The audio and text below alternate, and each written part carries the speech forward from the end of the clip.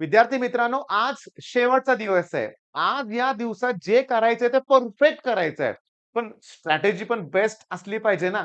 मग या व्हिडिओमध्ये मला द्यायची आहे तुम्हाला स्ट्रॅटेजी. पहिली गोष्ट म्हणजे कुणाचा किती अभ्यास झाला याचा काही विचार करू नका. तुमचा किती अभ्यास झालाय. आणि एक लक्षात घ्या, एक चूक जी नेहमी मुलं करतात, काय? रिलॅक्स मोड. 2 दिवस सुट्टी आहे. म्हणून केमिस्ट्री नंतर बऱ्याच मुलांनी वेळ वाया घालवला. रिलॅक्स, निवांत राहिले लक्षात घ्या. मी तुम्हाला सांगू का? अशी चूक परत करायची नाही हं. अशी चूक परत करायची नाही. जेव्हा आपल्याला एखाद्या पेपरला एक्स्ट्रा दिवस एखादा मिळालाय ना, मग त्याचा चांगला युटिलाइज व्हायला पाहिजे. बऱ्याच लोकांनी केलेला पण असेल. आतापर्यंत काही लोक अशी आहेत, की ज्यांचा सिलेबस संपलाय, काहींचा 50% झालाय आणि काही महान लोक आहेत, की ज्यांना आज सुरुवात करायची आहे. मग सगळ्यांना तर करायचाच आहे बाळांनो अभ्यास. मग स्ट्रॅटेजी देऊ मी. पहिली गोष्ट म्हणजे काय करावं लागेल? सगळ्यात इम्पोर्टंट काय आहे? कशावर काम करावं लागेल? तर ज्याच्यावर काम करावं लागेल तो पॉइंट आहे ॲक्युरसी. होय. मॅट्रिक्समध्ये ॲक्युरसी पाहिजे. किती operations, row operations, column operations, adjoint काढताना तुम्हाला सांगतो मेथड ऑफ रिडक्शन. या सिंपल गोष्टी आहेत. मी तुम्हाला सांगतो ना 3 into 3 6 संपला विषय. कळालंय तुम्हाला मला काय म्हणायचं ते. चुकलं नाहीये माझं ते. मी जाणून बुजून तसं लिहिलंय. जाणून बुजून. काय लिहिलंय? 3 into 3 6. बरं हे आन्सर कुणी दिलं होतं? जो मुलगा टेन्शनमध्ये येतो तो 3 3 जा 9 इतकं सिंपल नाही. तो 3 3 जा 6 लिहितो.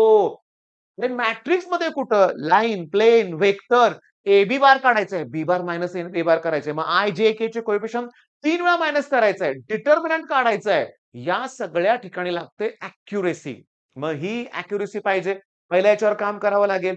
तेच तुम्ही केलीये बाळांनो. फक्त वरच्या स्टेप नंतर खालच्या स्टेपमध्ये जाताना कुठले ऑपरेशन्स करायचे आहेत? आता मी तुम्हाला सांगतो. आता लहान मुलं आहेत. ओके, झालं. 23 फिक्स आन्सर आहे. हो, 8, 9, 10 मी तुम्हाला सांगतो, मी पालकांना समजावून सांगतो, "अरे बेसिक कॅल्क्युलेशन मुलांना जमत नाही." लगेच कोव्हिडचा इफेक्ट आहे हो सर. कोव्हिडला कारणं कधी द्यायची? बास की संपलं कोव्हिड ते. बरं, 23च का उत्तर आहे? मध्ये प्लस आहे म्हणून. अरे पण ह्याला मायनस आहे ना. अरे ते डिटर्मिनंट काढताना हेच तर करावं लागतंय. क्रॉस प्रॉडक्ट घेत असताना लक्षात घ्या. त्याच्यामुळं तुम्ही ॲक्युरसीवर पहिला काम करा. ॲक्युरसीवर काम करायचंय तुम्हाला, मन शांत पाहिजे. मन शांत असल्याशिवाय कुठली गोष्ट होणारच नाहीये. ओके. म्हणजे मला सांगा मग मन शांत नसेल तर चुका होणारच ना. मन शांत नसेल तर चुका या होणारच. मी खूप सेमिनार देतो बरं का. आता मी पर्सनल काही गोष्टी तुमच्याशी बोलतोय. काही तुमचा वेळ वाया जाणार नाही बरं का. तुमचं मन उलटं शांत, आनंदी होणार आहे. माझं ऐकायला तुमच्यावर तुमचे पालक पण बसलेत मला माहिती आहे. तेव्हा पालकांना पण एक रिक्वेस्ट करतोय, की व्हिडिओला लाईक करा बरं का. तुमच्या स्टेटसला, WhatsAppला, ग्रुपमध्ये ह्या गोष्टी शेअर करा. मी तुम्हाला सांगतो, मी सेमिनार द्यायला जातो. तर गेल्या वेळेस माझा कोल्हापुरात एका मुलींचं कॉलेज आहे, तिथं सेमिनार होता, लेक्चर होतं. 2 हॉल त्यांनी एकत्र केले होते. गच्च हॉल भरला होता आणि थोडा तणाव मला आला होता. तणाव आला होता. येतोच रे. आता मी हजार-हजार मुलांच्या समोर सुद्धा लेक्चर्स दिलेत. पण प्रत्येक वेळेस ना थोडाफार तणाव येतोच. सुरुवात कशी होईल वाटतं. मग बास मी आता जे केलं तेच मी करतो. मन शांत ठेवण्यासाठी 2 ते 3 वेळा दीर्घ श्वास घ्यायचा. थोडा ठेवायचा श्वास आणि हळू सोडायचा. मन शांत होतं, शांत होतं. सगळं काही चांगलंच होणार आहे. सगळं काही चांगलंच होणार आहे. ऑल इज वेल. आता हे ऑल इज वेल कुणाचा डायलॉग आहे? माहिती आहे तुम्हाला कुठला पिक्चर ते? कमेंटमध्ये मला सांगा. आमिर खानचा पिक्चर आहे. सिरियसली ऑल इज वेल. सगळं चांगलंच आहे आणि सगळं चांगलं होणारच नाही. आपण कुणाचं नुकसान करत नाही. मग आपलं नुकसान कशाला होईल? आणि जे घडते ते चांगल्यासाठीच होतंय. मी तुम्हाला सांगू का? की माझ्याकडं ना बायोसाठी एक फॅकल्टी होती. आता 1च मिनिट तुमचा वेळ घेतोय. मग गेली 2-3 वर्ष मी बायो घेतलंच नाही बरं का. बायो बंद केलं होतं. ओके. मग माझी जी बायोची फॅकल्टी आहे, मला कालच त्यांचा फोन आला सरांचा, की गव्हर्नमेंट जॉब मिळाला, टॉपची पोस्ट मिळाली. चांगलंच झालं ना. सुरुवातीला त्यांचे घरातले थोडेसे माझ्यावर नाराज होते. "का सर तुम्ही बायो बंद केलं?" आता मी तुम्हाला खरं सांगू का? बायोचा विषय बाजूला ठेवूया. पण जे होतं ते चांगल्यासाठीच होतं ना. 1-2 वर्षातच गव्हर्नमेंट जॉब ती पण चांगली पोस्ट मिळाली ना. म्हणजे जे होते ते चांगल्यासाठी होतंय. म्हणजे पहिला काय पाहिजे? ॲक्युरसी. ॲक्युरसीसाठी काय? मन शांत पाहिजे. तुम्ही म्हणाल, "सर वेगळाच विषय चाललाय." स्ट्रॅटेजी देणार आहे, स्ट्रॅटेजी देणार आहे. पहिला त्यासाठी प्रश्न विचारतोय, तुम्हाला कोणता टॉपिक ऑप्शनला ठेवलाय सांगा? कोणता टॉपिक ऑप्शनला ठेवलाय? कुठला वेक्टर ठेवलाय? लाईन पेन फार अवघड वाटतंय? तर ट्रिगो फंक्शन ठेवलाय? का कुठला काय इंटिग्रेशन ठेवलाय? सांगा पहिल्यांदा कुठला टॉपिक तुम्ही ऑप्शनला ठेवलाय? करतात मुलं. करतात. ऑप्शनला ठेवतात एखाद दुसरा टॉपिक. मग मी तुम्हाला सांगतो, ऑप्शनला मला एक बी टॉपिक नकोय. होय. आपण फिजिक्समध्ये पण तीच स्ट्रॅटेजी वापरली होती. केमिस्ट्रीमध्ये पण तीच वापरली होती. मॅथ्समध्ये पण आपण तसंच करणार आहे. कुठलाही टॉपिक असू दे. इंटिग्रेशन, थेरम करायचे आहेत. Differential equation, order and degree करा. 1-2 मार्काचे प्रश्न करा. सोपे आहेत बाळांनो. मनातली भीती तुमच्या गेली ना, की सगळी सोपं आहे. त्याच्यावर पहिला पॉइंट, ऑप्शनला काही ठेवायचं नाही. ऑप्शनला काहीही ठेवायचं नाहीये लक्षात घ्या. सगळं करायचंय. इव्हन इंजिनिअरिंगसाठी सुद्धा तीच स्ट्रॅटेजी आहे. आपण जेव्हा ऑप्शनचा विचार करतो ना, तेव्हा आपणच खचून गेलो असतो ऑलरेडी. पण आपला प्लॅन असं करतो, हां, किती पासिंग आहे? 40ला पास आहे. मग आपण 70 मार्काचं करूया. 30 मार्काचं राहू द्या. अवघड आहे, नकोच करायला. हीच मोठी चूक असते लक्षात घ्या. तेव्हा ऑप्शनला काय ठेवायचं नाही. आता सगळ्यात पुढचा. आता इथून खरी गंमत आहे. रिव्हिजन. ओके, रिव्हिजन करायची आहे. पण तुमचा अजून अभ्यास झालेलाच नाहीये. मग याच्यासाठी मी तुम्हाला सांगतो, जसं केमिस्ट्रीमध्ये आपण डेडलाईन दिली होती, तशी तुम्हाला पण मी 8 वाजेपर्यंत संध्याकाळी वेळ देतोय अभ्यास करायला आणि त्याच्यानंतर तुम्ही रिव्हिजन स्टार्ट केली तरी चालेल. बरं या रिव्हिजनमध्ये काय करायचंय, की पहिली गोष्ट म्हणजे माझं ठरलंय रिव्हिजनमध्ये थेरम. ओके. रिव्हिजनमध्ये व्हेक्टर आणि लाईन प्लेन. रिव्हिजनमध्ये ट्रिगो फंक्शन. ओके. हेच का? हेच का? इथंच निम्मा टॉपिक कव्हर होतोय. आणि सगळ्यात महत्त्वाचं मला रिव्हिजन वाटते याची बरं का लॉजिकमध्ये. हो, ते रूल्स ऑफ निगेशन वगैरे आहे. त्यात किचकट पार्ट आहे. ज्याची रिव्हिजन करावी लागते. बरं मॅट्रिक्समध्ये नुसते काही आता मेथड आहेत ना, म्हणजे method of inversion, method of reduction. त्यात नक्की काय करायचंय? एवढं रिवाईज करायचं आपण. त्यात नक्की काय करायचंय याची एक थोडी रिव्हिजन हवी आहे, हे लक्षात घ्या. बरं. मग आता रिव्हिजनसाठी टॉपिक ठरवताना तुम्ही जे केलंय ते सगळंच रिवाईज करायचं 8 नंतर आणि दुसऱ्या दिवशी पहाटे उठून पण. ओके. म्हणजे आता व्हेरी इम्पोर्टंट टॉपिकचा पॉइंट मी अगोदर डिस्कस केला आणि त्याच्यावर व्हिडिओ पण बनवलाय. पण आता काय करू? तर मी सांगतो ॲट एनी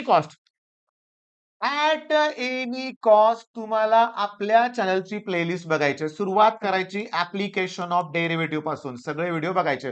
सगळं कव्हर होणार आहे. एलिमेंटरी रूल्स सिंपल आहे. त्यानंतर तुम्ही वेक्टर करायचं आहे आपल्या प्लेलिस्टमधून. त्यानंतर तुम्हाला ट्रिगो फंक्शन करायचंच आहे आणि त्याचे व्ह्यूज होतायत दिसतंय मला एनालिटिकमध्ये. कालपासून मी तुम्हाला प्लेलिस्ट सजेस्ट करतोय आणि ते होत असेल, ते झालं असेल तर आपल्याकडे डिफरन्शिएशनची पण आहे. ओके. इंटिग्रेशनचे पण आहे. पण माझं काय म्हणणं आहे, की इंटिग्रेशन डिफरन्शिएशनचे तुम्ही नुसते सुरुवातीला थेरम जरी केले, रिवाईज तरी पुष्कळ होईल. म्हणजे तुम्हाला की नाही आज संध्याकाळी 8 वाजेपर्यंत या गोष्टी करायच्याच आहेत. ओके. सगळ्या गोष्टी क्लिअर झालेल्या आहेत.